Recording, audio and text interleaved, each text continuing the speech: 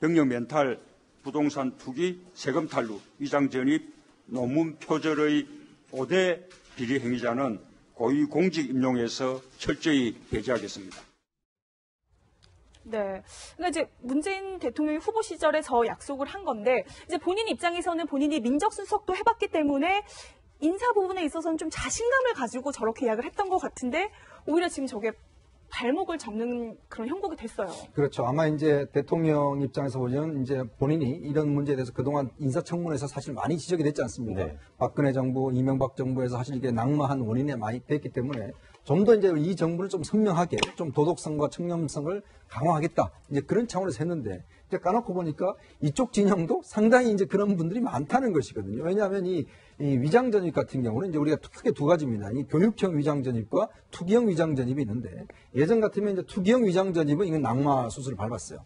그렇지만 교육형 이 위장 전입 같은 경우는 이제 어느 정도 좀 이제 인정을 해줬던 측면이 있었거든요. 특히 이제 또 인사청문회 제도가 도입된 2000년도 이전 문제 같은 경우는 조금 이제 이걸 완화시켜야 되지 않느냐 이런 이야기도 있었습니다. 왜냐하면 인사청문회 이후부터 사실 이 문제가 좀 됐고 사실 우리 주민등록법에 이게 상당히 중요한 범죄로 지금 돼 있습니다. 위장 전입 같은 경우에. 그렇기 때문에 이거는 좀 뭔가 이거는 좀 완화를 해야 된다 이런 이야기도 있었지만 그러나 엄연히 이건 불법은 불법이거든요. 그러니까 너무 또 예를 들어서 그때 당시에 5가지 원인에 대해서 딱 부러지게 이야기를 해버렸기 때문에 지금 사실 청와대 입장도 이걸 후퇴할 수 있는 지금 여지가 없어져 버린 거예요. 그러다 보니까 지금 3명이 나와버리고 이 3명이 아무리 뭐 예전에 했고 무슨 교육을 위해서 했다고 하지만 그것도 한두 명도 아니고 3명이 나와버리니까 이걸 그러면 지금 어떻게 할 것이냐. 그러면 앞으로 또 나오면 이건 또 어떻게 할 것이냐. 이 문제가 있는 것이거든요. 솔직히 제가 볼 때는 아마 그 인사풀 많은 사람들 중에서 상당수가 위장 전입에 관여된 분들이 계실 겁니다. 그렇기 때문에 지금 청와대도 당혹스러운 게 만약에 정말 써야 되는 사람이 있는데 네. 위장 전입 못 쓴다. 이렇게 어떻게 할 것이냐. 이런 문제가 있는데 사실은 예전에 민주당이 야당일 때 얼마나 심하겠습니까? 네. 결국 이제 이게 화살이 돼서 본인 다시 돌아오는 상황이죠. 그런데 이 부분도 좀 짚어봐야 될 것 같은데 박근혜 정부 출범 초기였죠. 김영준 국무총리 후보자가 낙마를 했습니다. 그때도 여러 가지 문제가 있었는데 근데 이번에도 비슷한 상황이 이렇게 좀 생기는 거 아니냐라는 이런 이야기가 나오고 있습니다. 근데 이렇게 인사난맥이 생기게 되면 국정동맥 동력 역시도 약화될 수밖에 없는 그런 상황에 처하게 되는데 청와대 인사검증 시스템 도대체 어떤 문제가 있길래 이런 겁니까? 일단은 그 박근혜 정부 시절에는 체크리스트가 있어요. 네. 공직자로 나아가기 위해서 적합한 인물인지 질문이 무려 200개나 됩니다. 거기에 일일이 체크리스트로 답을 하면서 적합한 인물인지 아닌지 체크를 하는 건데 이것이 제대로 활용되고 있느냐 이런 논란이 있어 왔습니다. 근데 문재인 정부 같은 경우는 이 체크리스트를 활용한 것으로는 보이는데 위장 전입 부분이 걸리긴 걸리는데 이게 얼마나 능력이나 여러 가지 일, 과제 이런 것들을 해나가야 되는 능력과 그다음에 이 보면은 위장 전입 부분을 비교할 때 어느 부분이 더 중하냐 이런 판단을 좀 했던 것으로 보이거든요. 그런데 이게 지금 문 대통령이 대선 시절에 바로 5대 비리는 공직해서 배제하겠다 이 말을 한 것이기 때문에 그래서 지금 발목을 잡고 있는 겁니다. 이게 검증이 아예 되지 않은 거는 아닌 것 같은데요. 이제 어제도 임 비서실장이 보면은 현실적 무게 라는 얘기를 했거든요. 그래서 국회에서 이제 어떤 공직자 이렇게 선정을 할 때 좀 새로운 기준을 한번 좀 연구를 해주십사 이렇게 부탁을 어제 하기도 했습니다. 네. 자, 바로 이제 그 부분이에요. 지금 야당에서는 문재인 대통령이 직접 나와서 이 문제에 대해서 해명하라고 했었는데 문재인 대통령 대신 임종석 비서실장이 어제 그 춘추관을 찾아서 해명을 했거든요. 뭐라고 했는지 들어보시죠. 빵 한 조각 닭 한 마리에 얽힌 사연이 다 다르듯이 관련 사실에 대한 내용 또한 들여다보면 성격이 아주 다릅니다. 사실은 저 해명이 더 논란을 부추긴 측면도 있다고 봐요. 왜냐하면 지금 임종석 실장이 뭐라고 했냐면 사실 그때 문 대통령의 발언은 선거 캠페인상의 이제 발언이었다라고 이야기를 했거든요. 어떻게 보셨어요? 그러니까 결국 이제 그럼 다른 것들은 뭐 다른 공약도 많이 했지 않습니까? 선거 때 그러면 다 인기를 얻어서 했다라면 뭐 다른 것도 다 어겨야 되느냐? 이 국민과의 약속이거든요. 그런 면이 있기 때문에 이제 저기서 이제 빵 한 조각 닭 한 마리 이야기를 한 것은 예를 들어서 다 사연이 있다는 것이거든요. 그런 유연성이 다 있습니다. 근데 문제는 이제 저렇게 임종석 실장이 이야기하는 것은 한편으로 뭐 타당한 측면도 있지만 또 과거의 잣대라는 게 하나이지 않습니까? 과거 민주당이 야당일 때 여당한테 어떤 잣대를 들이댔는지 이제 그걸 보면 이제 드러나는 것이거든요. 그때 정말 엄격한 잣대를 들이댔어요. 그리고 많은 후보들이 낙마를 했습니다. 그러다 보니까 결국 그러면 이제 여당이 되니까 이제 좀 우리는 좀 됐으니까 우리한테 잣대는 좀 상당히 좀 폭넓게 해달라. 이렇게 지금 이야기를 하고 있는 것이거든요. 그러니까 결국은 내가 하면 로맨스고 남이 하면 불륜이라는 이제 그런 이야기밖에 되지 않는 거잖아요. 그래서 사실 야당 입장에서 보자면 이거는 이제 처음부터 이런 식으로 가면 안 된다. 이건 좀 길을 들이고 가겠다. 이런 측면에서 본다면 오히려 야당도 상당히 정치적으로 이 문제를 좀 접근하고 있는데 또 한편으로 야당도 뭐 별로 할 말이 없습니다. 예전에 자유한국당 같은 경우는 여당 시절에 얼마나 또 많은 그런 일이 있었습니까? 예전에 행정자치부 장관 같은 경우에 주민등록을 다루는 장관이에요. 거기에 3명의 장관이 전부 다 위장 전입한 사람 다 임명했어요. 한 분은 거기 하시고 지금 국회의원 하고 있습니다. 그렇기 때문에 또 야당 입장에 보면 또 그걸 또 그렇게 강력하게 이야기할 수 있는 그런 처지는 또 아니거든요. 그러니까 너무나 또 이 문제를 발목을 잡으면 오히려 더 역풍도 불 수 있는 그런 상황 같습니다.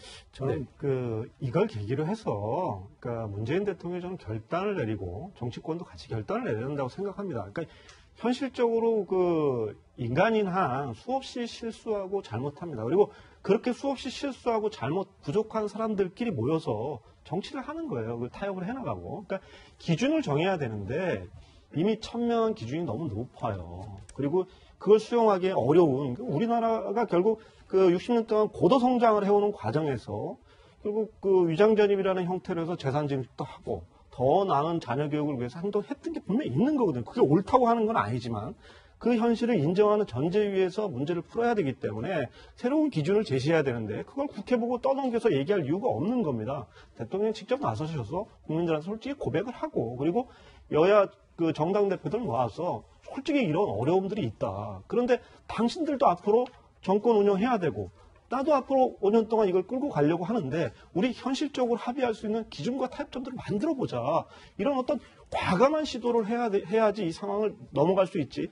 여기서 대충 미봉하면 또다시 저런 문제 계속 나오게 되고 그런 문제들 쌓이게 되면 대통령이 직접 나와서 브리핑하거나 이런 일들 아마 줄어들 겁니다. 네. 근데 국장님 MB 청와대에 계셨으니까 사실 이제 MB 정부 때도 위장 전입으로 이제 곤혹스러운 경우가 많았었는데 그때는 내부적으로 어땠어요? 이 정도면 좀 괜찮지 않을까 이렇게 생각을 했었는지 아니면 이 부분 그때도 위장 전입 문제는 내부에서는 좀 문제가 됐는지. 그러니까 주로 이제 인사 파트하고 이제 민정 파트에서 담당을 하고 저는 이제 정무와 홍보에 있어서 항상 후순위로 대책을 어떻게 논의하는 문제에 계속 껴서 이제 공보대책회의도 하고 정무대책회의도 하고 했는데 매번 욕을 했죠. 인사 도대체 어떻게 하는 거냐. 민정에서 검증을 어떻게 했길래 이런 일들이 아침 보도가 나오냐. 이제 이렇게 저희들도 얘기를 하는데 인사를 추리고 검증을 하는 측에서도 상당히 고충들이 많더라고요. 그러니까 후보자들이 솔직하게 자기 검증 동의서를 솔직하게 이제 쓰지 않는 사람도 있고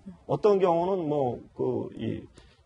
거짓을 얘기하거나 회피하는 경우도 있고 하여튼 그리고 실제 적임자가 나타났는데 그 사람은 검증 동의서를 한다면 나는 후보를 안 하겠다는 사람도 생기고 이제 또 대통령의 마음에 두시는 분들은 사실은 또 거기에 응하지 않는 분도 계시고 여러 가지 복합적인 문제들이 있는 겁니다. 그러니까 이런 현실적인 문제를 사실 두 번씩 해가지고 정권을 운영해봤던 거 아니겠습니까?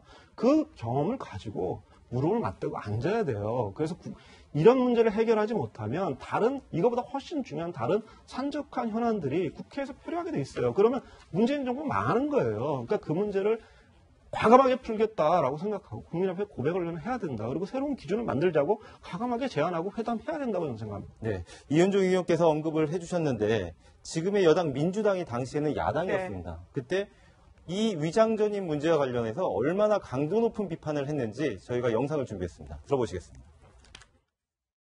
망원동 빌라 위장전입한 사실이 있습니까 없습니까? 사실 있습니다. 실제 거주하지 않았는데 그거는 전형적인 투기성 위장 전입 수법이다라고들 보통 얘기들을 합니다. 위장 전입 인정하고요. 그 부분은 사과드립니다. 위장 전입이 있어야만 공직 후보가 될 수 있는 것인가 하는 정도로 위장 전입이 의뢰이 나온단 말입니다.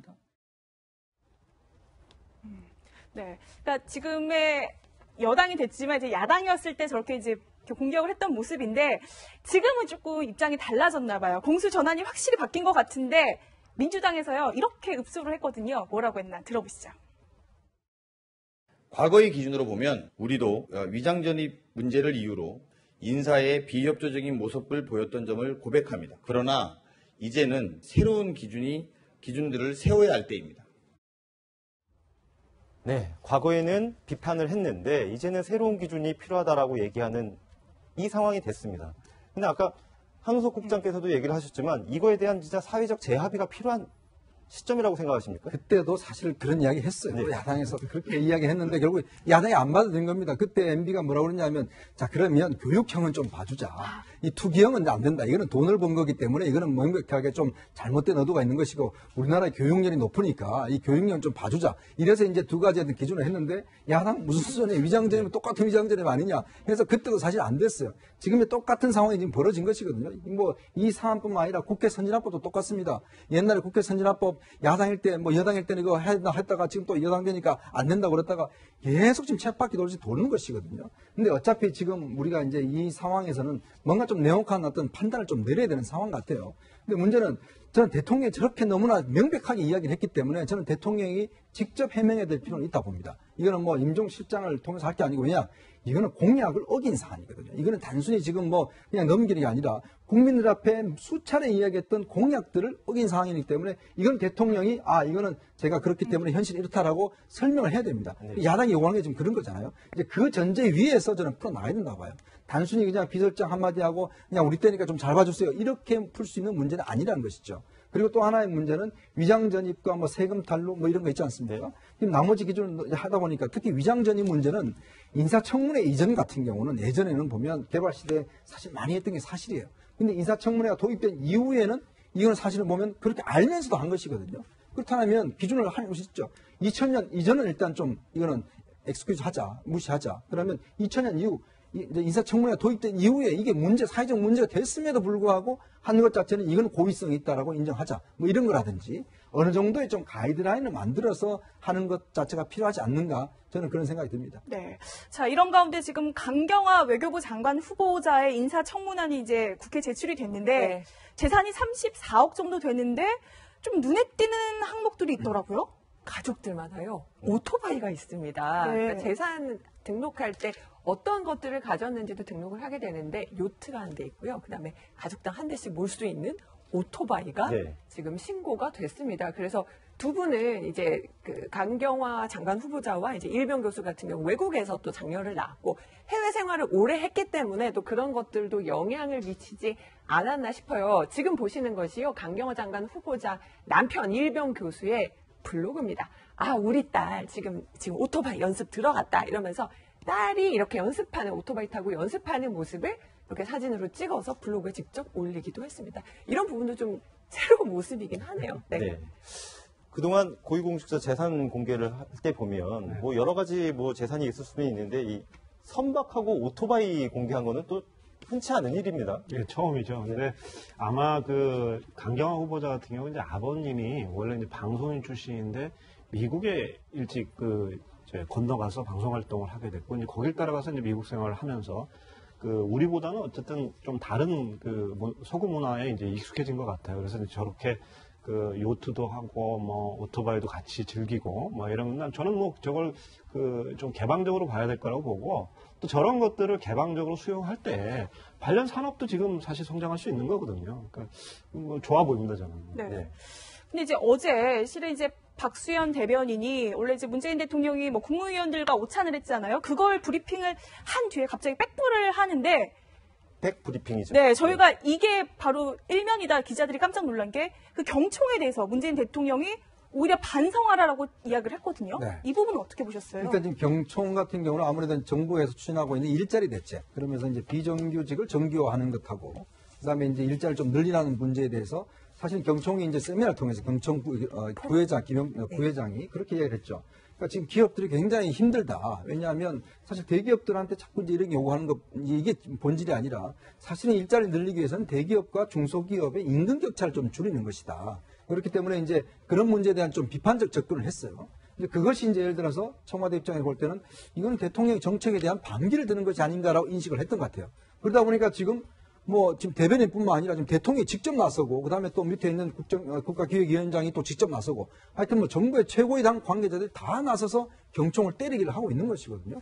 근데 저는 이게 모습 자체가 그렇게 썩 좋아 보이지는 않습니다. 왜냐하면 지금 경총은 경총 입장에서 경영자들 대표하는 단체 아니겠습니까? 그러면 자신들의 내부의 문제를 이야기할 수 있는 거거든요. 근데 이 문제를 대통령이 너무 처음부터 이거는 무슨 뭐 정부에 반대하는 것이냐 이렇게 나가버리면 앞으로 경총이 무슨 이야기를 하겠습니까?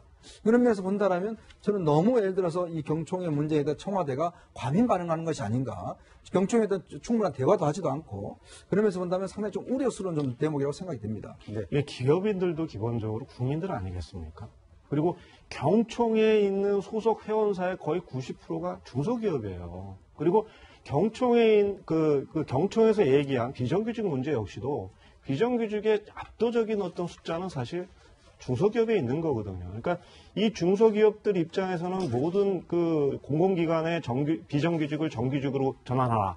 그리고 이런 것을 바탕으로 해서 대통령이 전광판 설치해가지고 기업들 잘하는지 못하는지 보겠다. 뭐 이런 식의 분위기들로 가니까 부담을 느낄 수밖에 없는 겁니다. 결국 저렇게 되면 경영 압박으로 가는 거고 기업들 입장에서 굉장히 힘든 거예요. 그리고 그런 기업인들의 목소리도 지금 국정기획위원회라고 하는 것들이 지금 인수위를 대신해서 굴러가는 거 아니겠습니까? 왜 광장에서 저렇게 많은 사람들의 의견을 듣는 일종의 정책, 이 포럼 형태의 그런 것들을 하면서 공식적인 절차 규정 과정을 통해서 회의를 통해서 나오는 목소리에 대해서는 저렇게 불관용적인가 저는 이해할 수가 없습니다. 네. 지금까지 인사청문회 이야기 그리고 비정규직 해법을 둘러싸고 청와대와 경총이 겪고 있는 갈등 이야기를 나눠봤습니다.